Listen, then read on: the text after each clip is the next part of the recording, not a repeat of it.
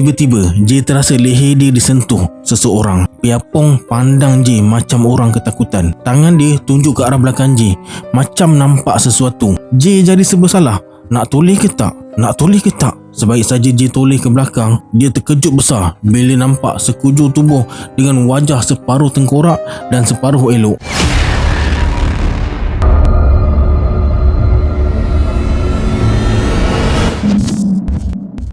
Assalamualaikum sahabat semua, kembali lagi bersama saya Syarul. Terima kasih sebab dah klik video ni. Semoga yang menonton video ni ditambahkan rezeki dan dimudahkan urusan dunia dan akhirat. Baiklah, dalam video kali ni saya akan ceritakan pengalaman J yang bekerja di Kranji Loop, Singapura sebelum berhijrah ke Kuala Lumpur. Dalam kisah kali ni, J dihantui sosok Mariani sampai dia dipanggil pihak polis Singapura untuk disoal siasat. Sebelum tu saya nak ucapkan terima kasih kepada Abang Abdul Jalil sebab izinkan saya kongsikan kisah dia ni. Ini FB dia. Korang-korang nak add banyak cerita best-best. Tanpa membuang masa lagi, jom let's jump to Rabak Serai.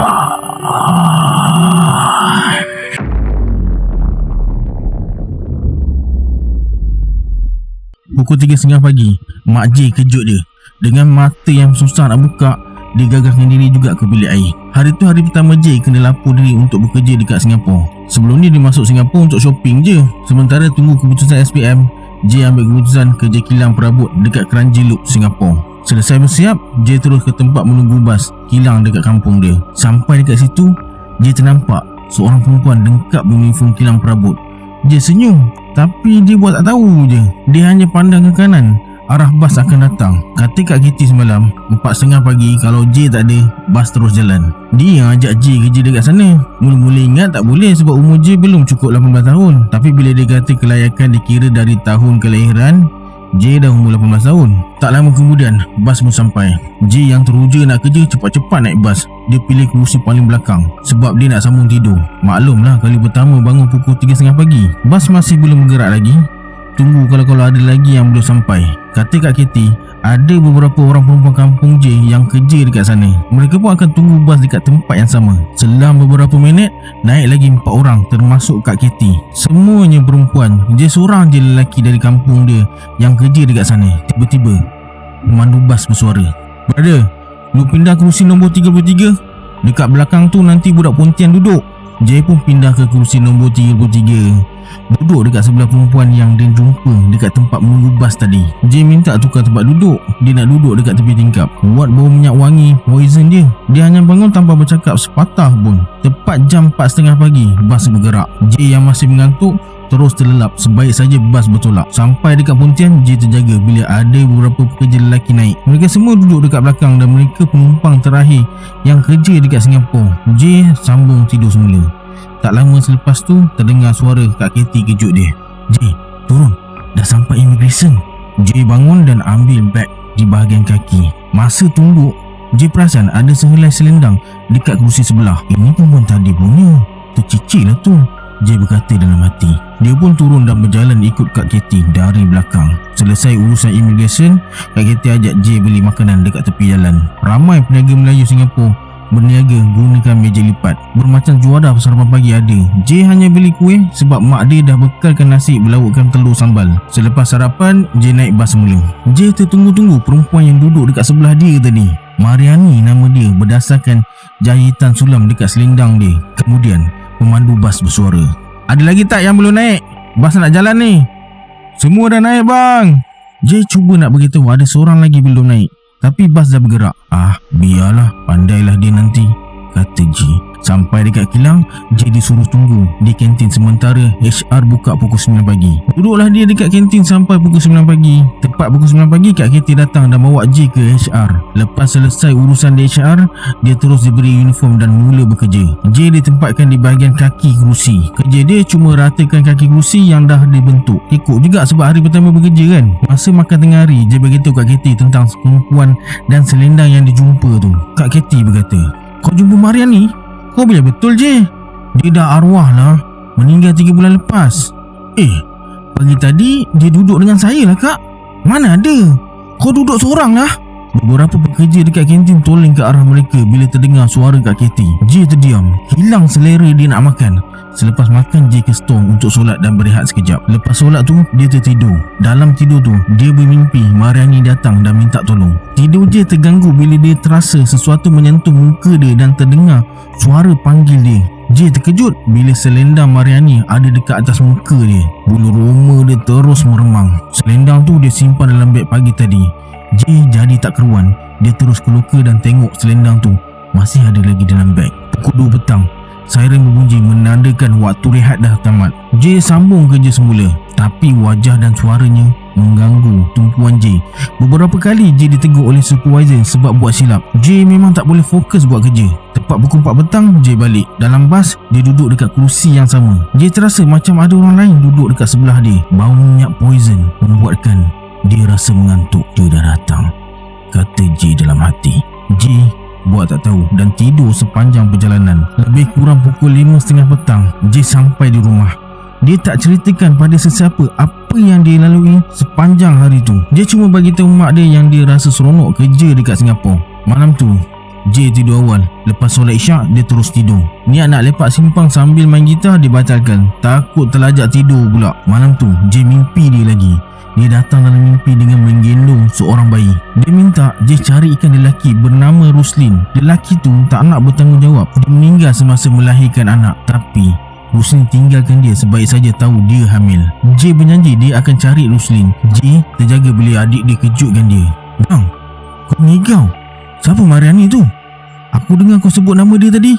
Jay tak menjawab dan terus ke bilik air. Keluar dari bilik air, dia tengok jam baru pukul 2 pagi. Jay cuba tidur balik tapi tak boleh. Terkebil-kebil sampai pukul 3 pagi. "Ya Allah, kenapa mesti aku?" kata Jay. Jay cuba pejamkan mata walaupun tak boleh tidur. Setiap kali Jay pejamkan mata, dia terdengar nama dia dipanggil. Bila Jay celik, suara tu dah tak ada. Jay baca ayatul kursi dan tayakul untuk hilangkan perasaan tak keruan tu. Dia terlelap sekejap. Jay terbangun bila jam loceng bunyi. Jam menunjukkan pukul 3.10 pagi. Dia terus masuk bilik air untuk mandi. Selesai bersiap, Jay kejutkan adik dia. Dia masih lagi terasa takut. Jay suruh adik dia temankan dia tunggu bas. Tapi adik dia tak nak. Terpaksalah Jay beranikan diri. Jarak rumah dengan tempat menunggu bas hanya 200 meter. Tapi rasa jauh sebab gelap. Tak ada lampu jalan. Lampu jalan hanya di simpang tempat menunggu bas dan teksi je. Sampai di hentian bas, belum ada sesiapa lagi. Jay toleh kiri, toleh kanan sambil mengharapkan kawan-kawan tempat kerja cepat sampai. Cahaya bulan penuh sedikit sebanyak menerangi kawasan hentian bas yang agak gelap tu. Entah kenapa, malam tu lampu jalan dekat simpang tu tak menyala. Jay keluarkan lampu suruh sebesar kotak mancis untuk menerangi tempat dia berdiri. Tiupan angin dingin pagi itu membuatkan Jay jadi lebih takut. Sedang dia mengelamun, Jay tercium bau minyak wangi yang dia kenal. Bau poison. Dia datang ni. "Ya Allah, lindungilah aku," kata Jay. Jay cuba membaca ayat-ayat suci, tapi semuanya berterabung. Semuanya jadi tak kena. Tiba-tiba kedengaran suara Mariani, tapi tak tahu dari arah mana suara dia. Mariani berkata, "Jay, tolong akak ya. Jay sampaikan salam saja padanya. Akak tak dapat berhubung dengan dia." Jay serahkan selendang akak padanya. Pasti dia ingat segala perbuatannya terhadap akak. Jay hanya mengangguk sambil menundukkan kepala. Dia rasa takut nak pandang sekeliling. Jay cuma berharap kawan-kawan sekerja yang lain cepat sampai. Tak lama kemudian, terdengar bunyi motosikal. "Alhamdulillah, Kak Katie dah sampai," kata Jay. Tak ada lagi bau minyak wangi poison. Suara saya minta tolong pun dah hilang. Jay lega sangat-sangat. Tepat pukul 4.30 pagi, bas kilang sampai. Jay ingat nak duduk dekat tempat kursi lain, tapi pemandu bas tak bagi. Tempat duduk Jay dekat kursi nombor 33 je. Dan menurut Kak Katie, tempat tu adalah tempat duduk arwah Mariani. Jay cuma mampu tawakal je. Sebelum duduk, Jay tepuk kursi tu sambil membaca Bismillahirrahmanirrahim 3 kali supaya tak ada lagi gangguan. Jay cuba tidur. Tiba-tiba dia terdengar suara Mariani dalam keadaan separuh sedar tu. Mariani berkata, "Jay, jangan takut. Bacalah apa saja ayat Quran. Tak akan berbekas pada akak. Roh akak tak akan tenang selagi Ruslin bebas begitu saja. Akak nak dia dapat pembalasan yang setimpal." "Kenapa akak pilih saya?" "Akak pilih Jay sebab Jay bersih. Akak akan datang lagi minggu depan jumpa Jay." Jay terjaga. Dekat tepi tingkap bas, dia perasan ada sepasang mata tengah pandang dia. Kemudian Jay tunduk sambil melambaikan tangan padanya. Tak berani dia nak bertentang mata. Jay toleh dekat kerusi Kak Katie. Jay tahu Kak Katie perasan ada sesuatu yang tak kena dengan dia. Cara dia pandang Jay macam dia ada perasaan ingin tahu tentang sesuatu.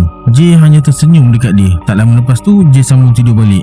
Dia tersedar bila sampai dekat Woodlands. Selesai urusan immigration, Jay beli sarapan pagi dekat tepi jalan tu. Masa dia tengah tunggu pekedai bungkus makanan, tiba-tiba penguat kuasa Bandaraya Singapura datang. Habis semua makanan dirampas dan dicampakkan ke dalam truk. Para penjual menjerit memaki hamun atas tindakan biadab penguat kuasa tersebut. Jay pun ikut terasa marah sekali. Tiba-tiba datang seorang lelaki tarik Jay keluar dari kekecohan tu dan berkata, "Bro, ni bukan benut. Nanti tak pasal-pasal lu masuk dalam." Jay aku dan dia terus bawa Jay naik bas. Masa dalam bas tu, Jay tanya Kak Katie, siapa lelaki tu? Menurut Kak Katie, nama dia Ruslin. Sebu wajah kilang juga, tapi dia naik bas kilang kulai. Ruslin? Hati Jay berdebar-debar. Dia ke yang arwah Mariani maksudkan? Jay tertanya-tanya. Sampai dekat kilang, Jay terus ke kantin untuk sarapan.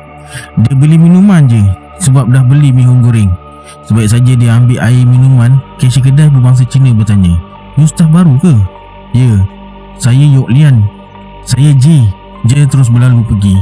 Masa sarapan tu, Jay asyik teringat pesan Mariani dan terbayang wajah Ruslin yang dia jumpa pagi tadi.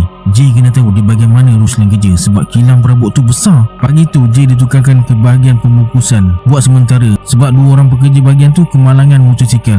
Jay dibawa berjumpa dengan supervisor untuk diberi penerangan. Seorang gadis muda bernama Koki. Nama betul dia tak tahu, itu nama yang tertera dekat uniform. Koki tu kalau dekat Indonesia bermaksud tukang masak guys. Dekat bahagian pembungkusan, majoriti pekerjanya rakyat Malaysia berbangsa India. Selebihnya orang Melayu dan pembungkusannya seorang wanita tempatan berbangsa Cina. Masa waktu rehat tengah hari, Koki datang berkongsi meja dengan Jay. Koki bersuara, "Boleh saya duduk sini?" "Boleh kak, silakan." "Jangan panggil saya kakak, panggil Koki cukup." "Baik Koki." Bermacam-macam hal Koki tanya dekat Jay. Dari zaman sekolah sampailah hal peribadi. Jay menjawab dengan baik, hormat dia sebagai ketua. Walaupun sebenarnya Jay tak berapa suka. Kemudian Jay ditegur seorang lelaki sambil ketawa dengan dua orang kawannya. "Brother, lu jangan layan sangat Koki tu. Nanti Ruslin marah." "Kau jangan ambil hati Jay. Dia orang memang macam tu, suka menyakat." Jay hanya tersenyum. Selepas makan, Jay terus ke store untuk solat. Alhamdulillah, kali ni tak ada gangguan dari Mariani macam semalam. Mungkin dia akan muncul minggu depan seperti yang dijanjikan. Masa balik ke bahagian pembungkusan, Jay terserempak Ruslin. Mereka berbalas senyuman.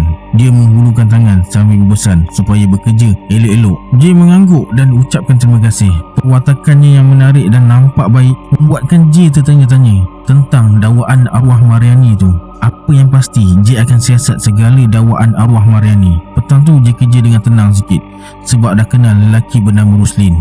Jay yakin rahsia yang disembunyikan oleh Ruslin akan terbongkar tak lama lagi. Habis kerja, Jay rehat dekat kantin sekejap sebab sebahagian besar pekerja buat overtime. Bermakna dia kena tunggu lagi 2 jam. Tak ramai pelanggan dekat kantin masa tu. Masa Jay tengah duduk tu, Yok Lian datang. Dia pun dah habis kerja. Masuk kerja pukul 7 pagi, habis pukul 3 petang. Masa ni lah Jay ambil kesempatan untuk tahu cerita tentang Ruslin dan Mariani. Menurut Yok Lian, ada desas-desus mengatakan bahawa mereka bercinta dan selalu makan bersama dekat kantin. Tu cerita tahun lepas. Tapi Mariani berhenti secara tiba-tiba 6 bulan lepas. Dia tahu yang Mariani meninggal dunia pun selepas seminggu. Dan kabarnya dia meninggal dunia semasa melahirkan anak. Cuma tak ada siapa yang tahu siapa lelaki yang menodai Mariani. Kebanyakan mereka syak ini semua perbuatan Ruslin. Ada juga cerita yang mengatakan Mariani ada hubungan dengan lelaki lain selain Ruslin. Jadi semua persoalan belum terjawab. Jay bersuara, "Yok Lian, you percaya tak kalau I cakap Mariani ada jumpa I dalam mimpi?"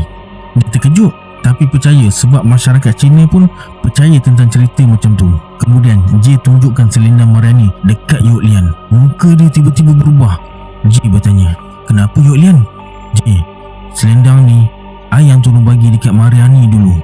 Hadiah dari Ruslin masa mula-mula dia pikat Mariani.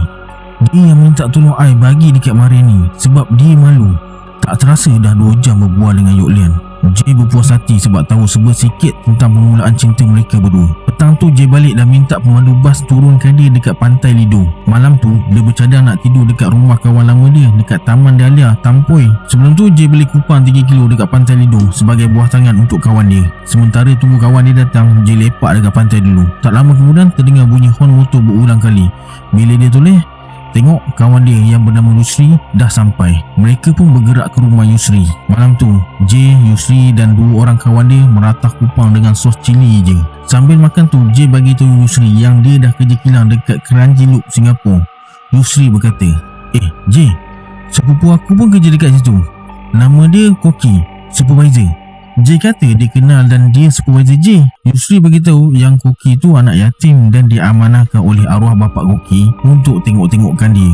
J hanya mendengar je, tapi bila Yusri sebut nama Ruslin dan beritahu yang dia tak setuju hubungan Koki dan Ruslin, J makin berminat nak tahu. Menurut Yusri, Ruslin terkenal dengan gelaran Don Juan di kalangan pekerja kilang. Pantang nampak perempuan cantik dan selalunya gadis-gadis muda yang baru masuk kerja jadi sasarannya. Kemudian J pun bagi tahu tentang mimpi dia berjumpa Mariani, tentang selendang dan kejadian yang menimpa Mariani. Yusri macam tak percaya. Bila J keluarkan selendang milik Mariani, dia terdiam.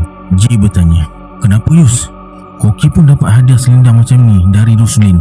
Menurut Yusri, Koki pernah tunjukkan selendang pemberian Ruslin masa hari lahir dia yang ke-21 2 minggu lepas. J pula yang terdiam. Modus operandi yang sama nampaknya, kata J dalam hati. J berkata Yusri tentang rancangan dia untuk memerangkap Ruslin minggu depan. Yusri berkata, "Aku setuju je. Sebelum Koki jadi mangsa seterusnya, baik kita halang niat jahat dia." Pagi tu, Yusri hantar J ke hentian bas Johor Bahru. Kebetulan dia masuk kerja pukul 6 pagi dekat Hotel Merlin. J naik bas interchange untuk ke Woodlands. Tambang cuma 50 sen. Sampai dekat Woodlands, J beli sarapan dekat gerai makcik semalam. Tapi makcik tu tak ada. J tanya dekat anak perempuan dia. Anak dia cakap mak dia tak sihat pagi semalam lepas gaduh dengan penguatkuasa. Dia sakit kepala, stres. Mak dia ada darah tinggi. J pula bertanya, "Tak pernah nampak awak? Baru kerja Singapura ke?" J mengangguk sambil bayar duit nasi lemak. Dia beritahu J nama dia Dila. Sampai dekat kilang, J terus ke kantin. Sebaik J sampai, Yok Lian terus suruh pekerja dia buat TO. Dia tahu J minum TO pada waktu pagi. Semasa bayar minuman tu, J beritahu Yok Lian yang dia nak jumpa lepas habis kerja dan bagi tahu sebersikit tentang rancangannya. Yok Lian bersetuju dan suruh J tunggu dekat medan selera Woodlands pukul 4 petang. Masa J tengah buat kerja, Koki tegur dia dari belakang. "Macam mana kerja sini J? Okey tak?" "Okey je, saya suka." Sambil berbual, Koki ajar cara dan budaya kerja dekat kilang tu.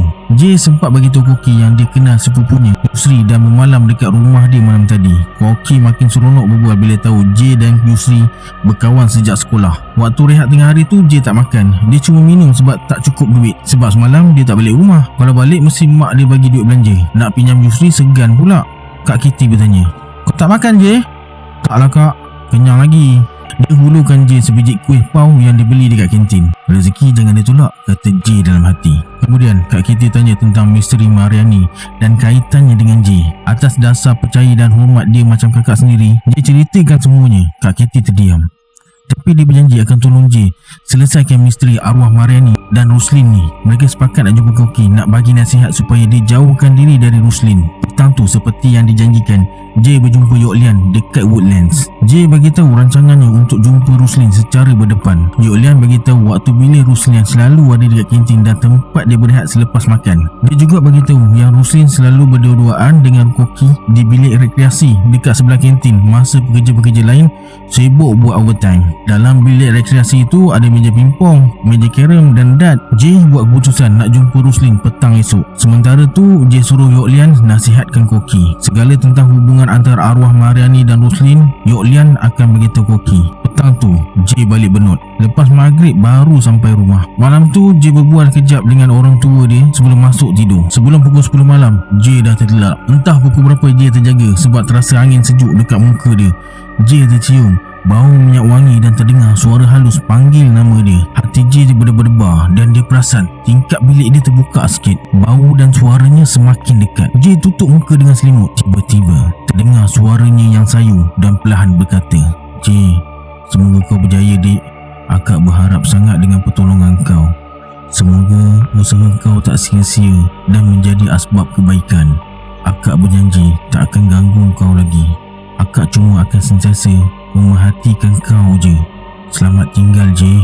Lepas tu terdengar macam tingkap tertutup balik. Dia tengok jam, baru pukul 2.30 pagi. Dia duduk bersandar kejap sambil fikirkan ayat untuk berhadapan dengan Ruslin. Tak lama lepas tu, J tertidur balik. Dia terbangun bila jam loceng berbunyi pukul 3.30 pagi. Tepat pukul 4 pagi, dia dah terpacak dekat hentian bas. Alhamdulillah, tak ada tanda-tanda akan diganggu. Tak berapa lama kemudian, yang lain pun sampai. Macam biasa, Kak Katie dan pekerja yang lain dihantar oleh suami masing-masing. Pagi tu, mereka sampai Woodlands awal dari biasa. Tak banyak kenderaan dekat Tambak Johor. Sampai Woodlands, J terus beli sarapan pagi. Pagi tu makcik gerai tu ada, anak dia pun ada. J bertanya, "Dah sihat makcik?" "Alhamdulillah nak, ada kurang sikit. Stres malam." Sampai je dekat kilang, J terus ke kantin. J berhenti dekat papan kenyataan kantin. Ada iklan kerja kosong sebagai pembantu kantin. "Menarik juga kerja ni," kata J. Masa sarapan tu, J tanya Yok Lian kalau dia boleh mohon kerja dekat kantin. Yok Lian bersuara, "Kalau you minat kerja dapur, nanti I bagi tahu ayah I. Tapi mula bekerja bulan depan tau." "Okey, I memang teringin nak jadi chef." Hari tu J kerja sambil lewa je sebab otak dia dah fikir nak kerja dekat kantin. Makan tanggung, tempat tinggal disediakan, ada potongan CPF dan insurans. Tapi dia rahsiakan dari kawan-kawan dia yang lain. Tak nak diorang fikir bukan-bukan. Waktu makan tengah hari, dia jumpa Kak Katie dan beritahu dia yang dia nak jumpa Roslin petang tu. Kak Katie suruh dia berhati-hati sebab ini melibatkan maruah orang. Dia tak nak akan ada perselisihan faham yang mungkin melibatkan pergaduhan. Petang tu, habis kerja, J terus ke bilik rekreasi. J memang tak nak buat overtime. Bosan menghadap kursi. Sampai dekat bilik tu, J nampak Roslin tengah main dart. J ucapkan salam. Dia menjawab sambil tersenyum pada J. Roslin bersuara, "Ya J, apa yang boleh saya tolong?" "Encik Roslin, saya cuma diamanahkan untuk serahkan barang ni dan kirim salam dari seseorang." "Siapa kirim salam?" Encik Roslin buka lah beg tu dan tengok isinya. Roslin ambil bungkusan dari dalam beg lalu dia koyakkan bungkusan tu. Tiba-tiba wajah dia berubah pucat. Roslin bersuara, "Mana kau dapat ni J?" "Arwah Kak Mariani serah dekat saya masa hari pertama saya kerja. Dia dah lama cari Encik Roslin. Saya dah tunaikan amanah dia. Lepas ni arwah akan cari Encik Roslin." Dia tiba-tiba terjelepuk atas lantai dan menangis teresak-esak sambil menyebut, "Maafkan Abang Mariani," berulang kali. J rasa nak bijak je muka dia masa tu. Tiba-tiba J rasa marah yang amat sangat. J cekik Roslin. Roslin menjerit meronta sambil sebut, "Maafkan Abang, maafkan Abang." J angkat dia dan lontarkan dia ke dinding. Kemudian J tendang perut dia sekuat hati. Masa J nak tenang lagi, dia terasa tangan dengan kaki dia ditarik orang. Serentak dengan tu, J terdengar orang baca ayat suci Al-Quran dekat telinga dia. Dalam keadaan separuh sedar tu, J perasan Kak Katie, Koki, Yok Lian dan beberapa pekerja kilang ada dekat bilik tu. J terasa muka dia direnjas air. Kemudian J didudukkan.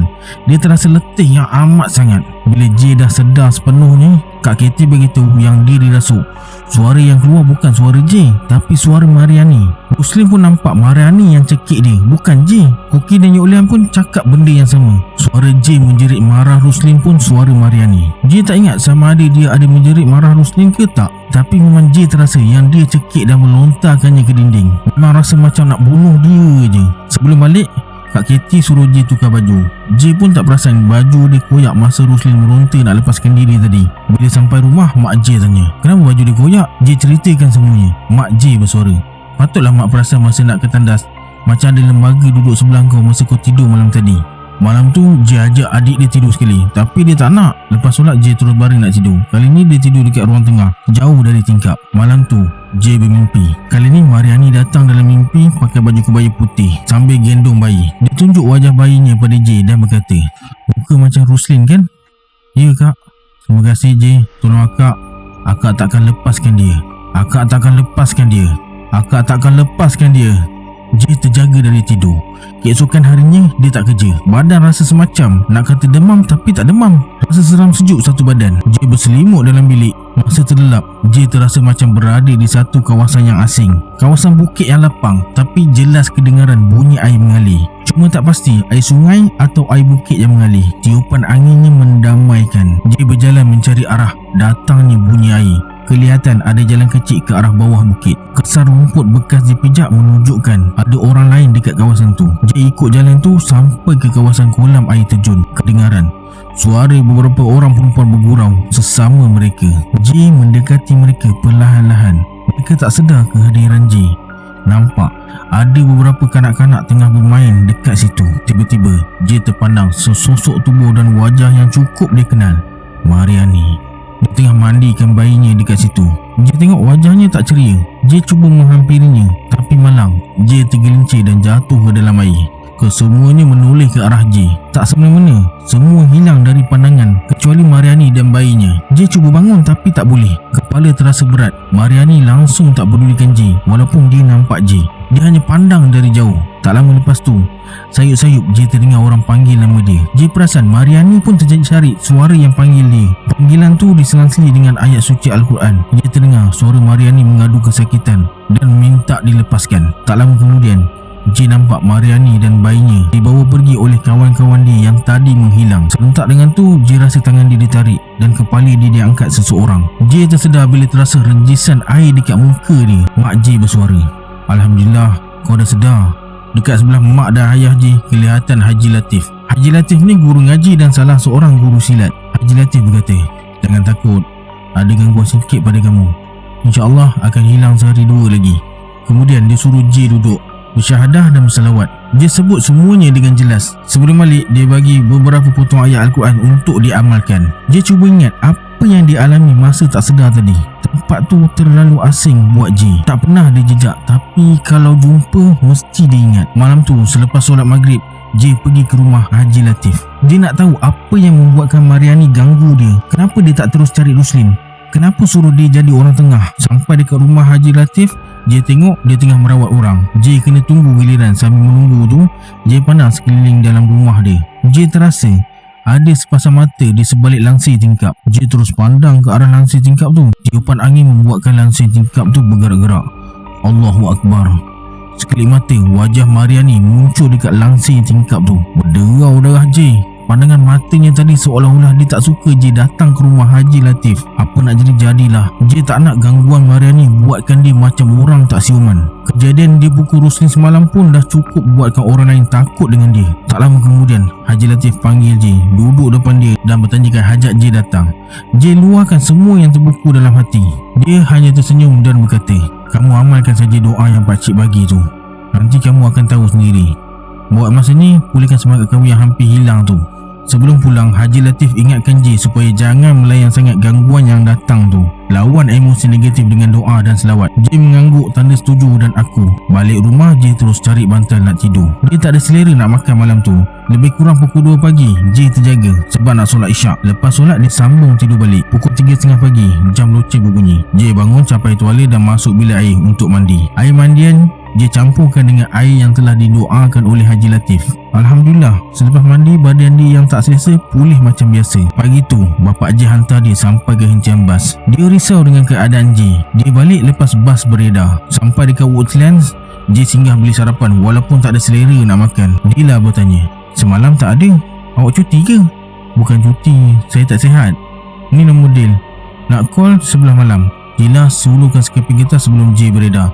Sampai dekat kantin, Yok Lian dah tunggu. Nampak je J masuk, terus dia suruh staf dia buat TO. Sebaik saja duduk, Yok Lian bertanya, "Semalam kenapa tak datang kerja?" "Air demam lah. Ini pun belum cukup sihat lagi. Nanti air rebuskan herba Cina. Masa rehat nanti you minum tau." J hanya mengangguk. Bila siren berbunyi, dia terus ke bahagian J bekerja. Semua staf pandang J sebaik saja dia masuk. J buat tak tahu je. Dia tercari-cari koki, tapi koki tak ada. Ruslim pun tak nampak batang hidung. Kebiasaannya, dia mesti datang buat rundaan di setiap bahagian, dan bahagian pembungkusan tempat pertama dia akan datang. Sambil bekerja tu, J perhati gelagat pekerja yang lain. Nampak perbezaan suasana kerja hari ni dan hari sebelumnya. Mereka seolah-olah pinggirkan J. Tiba-tiba, koki tegur dia dari belakang. "Hai J, apa khabar?" "Hai, Alhamdulillah, sihat. Nanti balik kerja saya nak jumpa awak boleh?" "Boleh, dekat mana?" "Adalah, nanti tunggu je dekat depan kilang." Tengah hari tu, masa rehat, Yok Lian dah siapkan satu mangkuk air rebusan herba Cina. Ramuannya J tak pasti. Yang dia perasan ada kembang semangkuk. J tak pernah rasa pun air rebusan herba Cina tu, tapi mengenangkan dia dah bersusah payah buat untuk J, minum je lah walaupun rasanya memang tekak dia tak boleh terima. J beritahu Yok Lian yang koki nak jumpa dia lepas kerja. Yok Lian bersuara, "Ada apa dia nak jumpa you J?" "Entah, dia tak cakap pun. Masa jumpa nanti baru dia beritahu kot." Yok Lian diam, tapi dari raut wajahnya, J tahu. Dia pun tertanya-tanya. Tiba-tiba dia bersuara, "J, Ahad depan temankan I nak." "Temankan ke mana?" "Kawan-kawan I ajak tengok filem Rocky. Mereka semua berpasangan.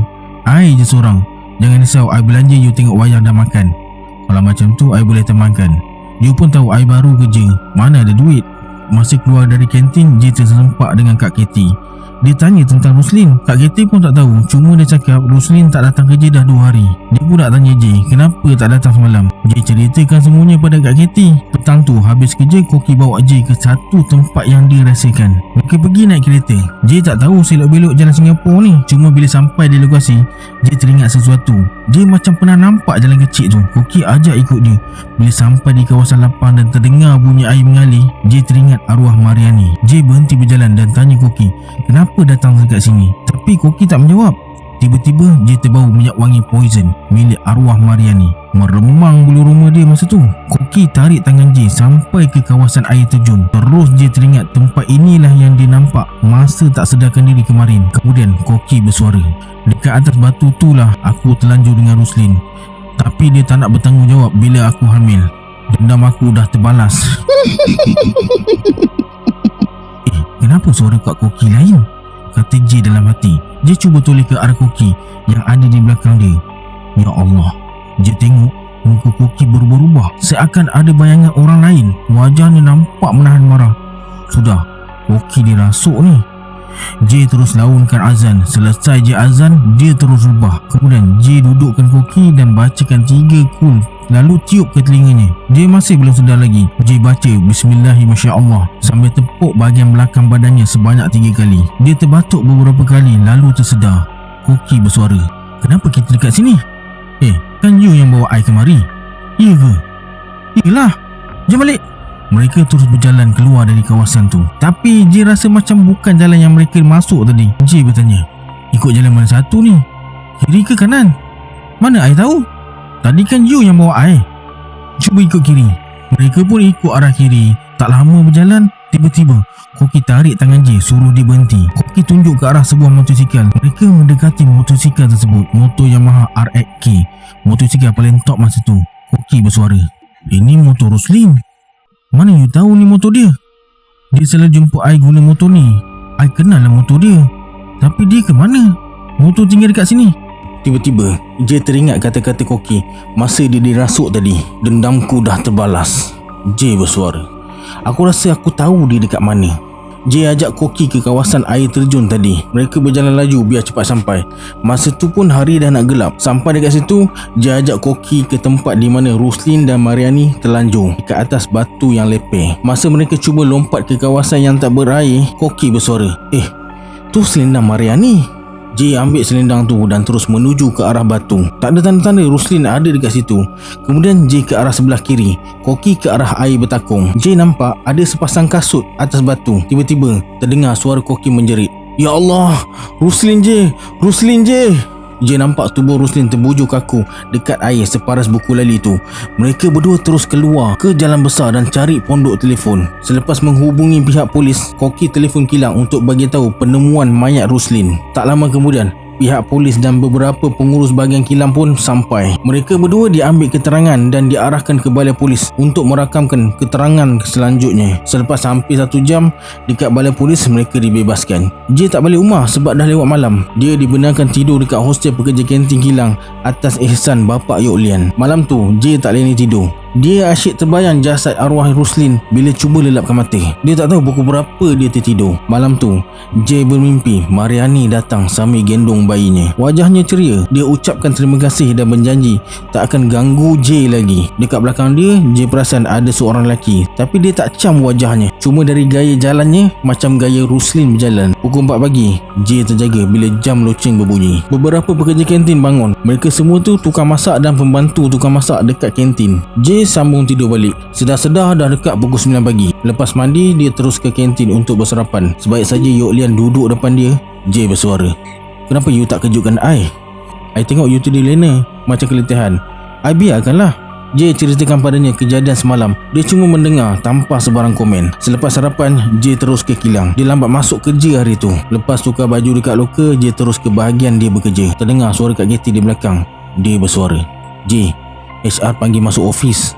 Sampai dekat ofis, Jay tengok Koki pun ada dekat situ. Mereka disuruh siasat oleh pihak keselamatan kilang dan pengurus besar kilang tu. Jay terpaksa ceritakan semua perkara, termasuklah cerita-cerita mistik pada pihak pengurusan. Susah nak yakinkan mereka dengan cerita yang mereka anggap karut tu. Bila Jay bagi tahu yang Koki dirasuk oleh roh Mariani masa memandu, Jay digelakkan beramai-ramai.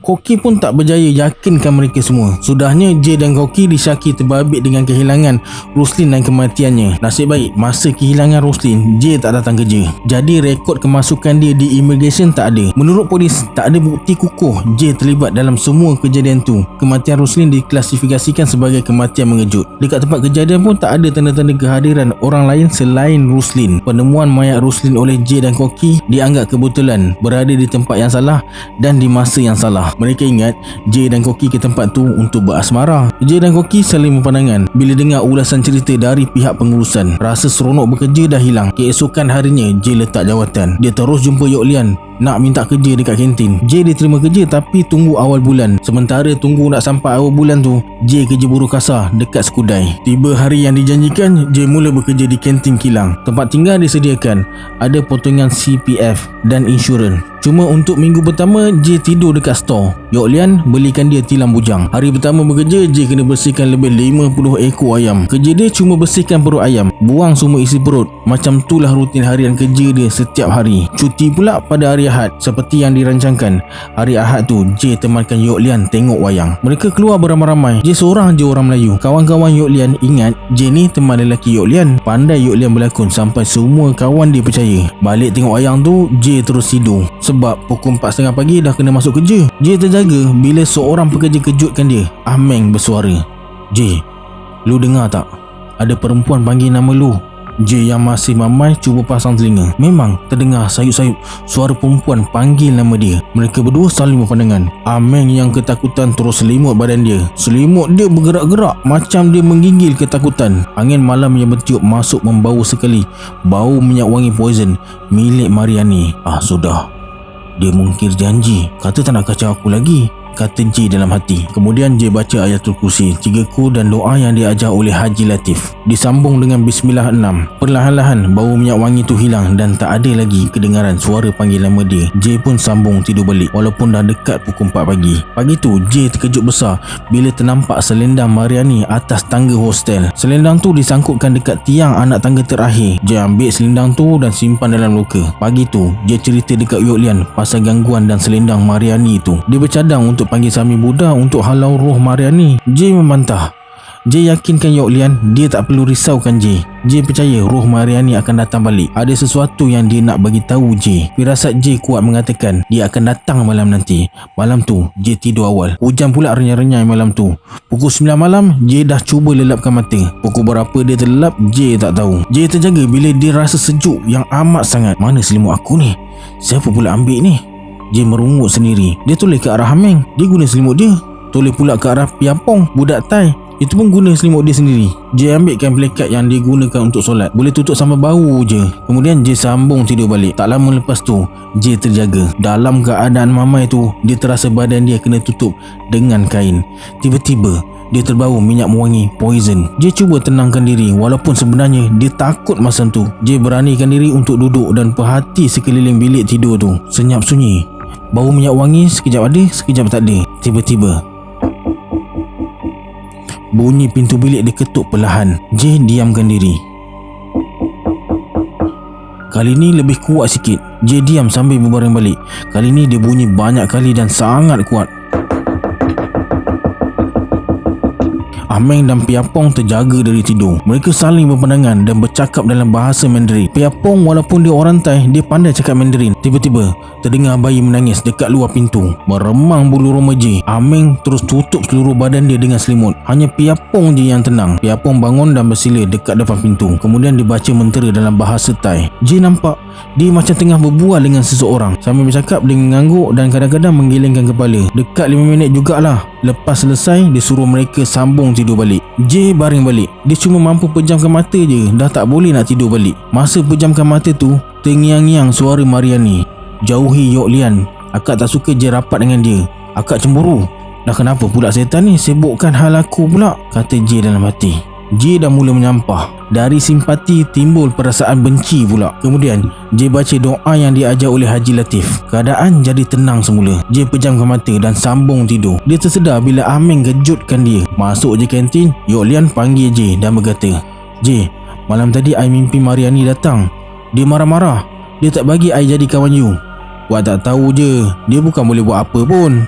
Lepas sarapan, J pun buat kerja dia. Selama 6 bulan kerja, J belum diberi peluang memasak langsung. Ada 2 orang tukang masak, 3 orang pembantu dapur, 2 orang pembantu air dan 5 orang pelayan. Yok Lian bertugas sebagai pengurus dan cashier. Petang tu, masa balik, Piapong panggil J. Dia nasihatkan J jauhi Yok Lian. Bila J tanya kenapa, dia cuma cakap Mariani tak suka. Dia cakap Mariani akan berbuat sesuatu pada Yok Lian kalau mereka masih berkawan. J bersuara, "Piapong, lu cakap dengan dia, hantu tak boleh bercinta sama orang." J terus balik ke hostel. Lepas mandi, dia belik-belik selendang Mariani. Lepas tu dia baca Ayatul Kursi dan 3 kul. Kemudian dia bakar selendang tu sampai jadi abu. Asap dia berbau busuk. Abunya J buang ke longkang dekat belakang hostel. Malam tu J call Dila. Ingat kan, Dila ni yang jual kuih tepi jalan dekat Woodland tu. Sebaik saja J perkenalkan diri, Dila berkata. Dil ingat J dah lupakan Dil. J beritahu yang dia sekarang kerja dekat kantin kilang. Sebab tu tak pernah singgah lagi beli sarapan pagi. Dila seronok bila dapat tahu J duduk dekat keranji. Lama juga dia berbual dengan Dila malam tu. Masa nak balik ke hostel, J terasa macam diekori seseorang. Jarak antara hostel dan pondok telefon lebih kurang 200 meter. Sepanjang jalan, J macam diperhatikan. J percepatkan langkah. Sampai dekat depan hostel, J ternampak kelibat seorang perempuan berdiri dekat tangga. Bila dia toleh sekali lagi, kelibat perempuan tu dah hilang. Bila sampai je dekat tangga, dia terbau minyak wangi poison. Diselang-seli dengan suara mengeluh dan berkata, "Kenapa bakar selendang akak? Kenapa kau bakar? Kenapa kau bakar?" Sebelum naik tangga, J berdiri sambil baca Ayatul Kursi, 3 kul dan berselawat. J pijak anak tangga sambil tak putus-putus berselawat. Masuk je hostel, J nampak Piapong tengah berdiri menghadap pintu. Matanya merenung tajam pandang J. Dia bercakap dalam bahasa Thai macam marah J. J baca Bismillahirrahmanirrahim berulang kali sambil hembuskan ke arahnya. Dia menjerit-jerit marah sambil cuba datang dekat J, tapi dia tak boleh bergerak. Dia meronta-ronta nak lepaskan diri. J buat keputusan untuk azan. Selesai azan, Piapong jatuh terjelepuk atas lantai. J jadi panik, tak tahu macam mana nak sedarkan dia. Sudahnya J siram muka dia dengan air. Dia sedar tapi macam orang keliru. Tiba-tiba J terasa leher dia disentuh seseorang. Piapong pandang J macam orang ketakutan. Tangan dia tunjuk ke arah belakang J, macam nampak sesuatu. J jadi serba salah. Nak toleh ke tak? Nak toleh ke tak? Sebaik saja J toleh ke belakang, dia terkejut besar bila nampak sekujur tubuh dengan wajah separuh tengkorak dan separuh elok. Nasib baik cuma muncul sekejap je, lepas tu dia terus hilang. Piapong tak sedarkan diri. J cuba tenangkan diri dengan berselawat. Aming yang berselimut tak berani menjenguk. Rasa seram dah bertukar menjadi geram. J baca Ayatul Kursi dan 4 kul dengan kuat. Kemudian sambung dengan surah Al-Baqarah ayat 1 hingga 5 dan ayat 284 hingga 286. Keadaan jadi tenang semula. J biarkan Piapong pingsan. Selepas ambil wuduk, J cuba sambung tidur. Dia berzikir sampai terlelap. Rasa macam baru je tidur bila Aming kejutkan dia pagi tu. J berkata, "Lu beritahu Toki gua masuk lambat sikit."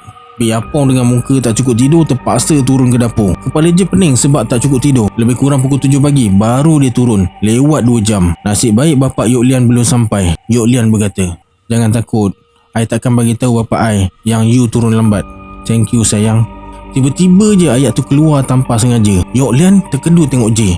Cepat-cepat J ke dapur bila Aming panggil dia. Masa rehat, J naik ke bilik nak solat dan berehat sekejap. Yok Lian pun ikut naik sekali. Dia suruh adik dia jaga cashier kaunter kejap. Lepas solat, J ceritakan kejadian malam tadi. Yok Lian berkata, "I nak panggil Sami, you cakap tak payah.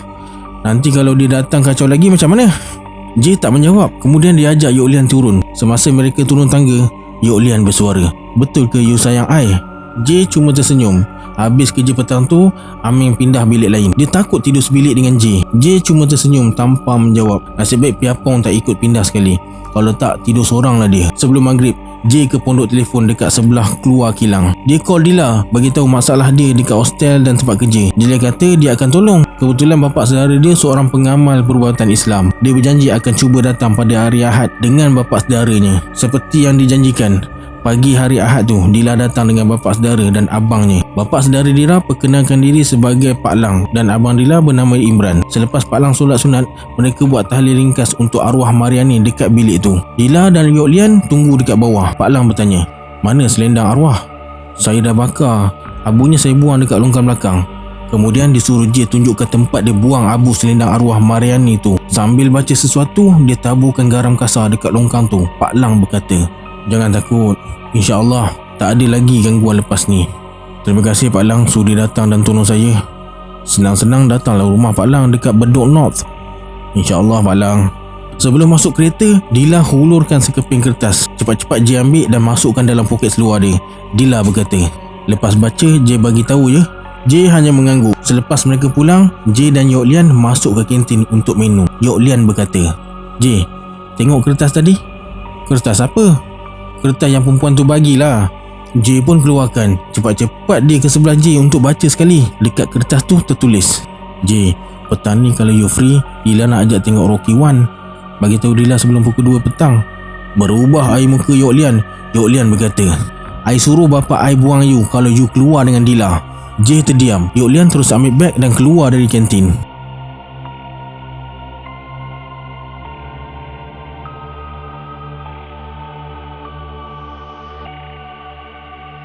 Okey guys, macam mana dengan cerita ni? Tulis komen dekat bawah. Oh ya, lepas ni kita sambung cerita J masa dia kerja dekat restoran nelayan Titi Wangsa pula. Bagi yang belum subscribe, please subscribe sekarang guys. Dan tekan loceng notification sekali supaya tak terlepas cerita-cerita yang menarik dalam channel ni. Kita berjumpa lagi di video akan datang. Saya Syarul. Assalamualaikum. Adios.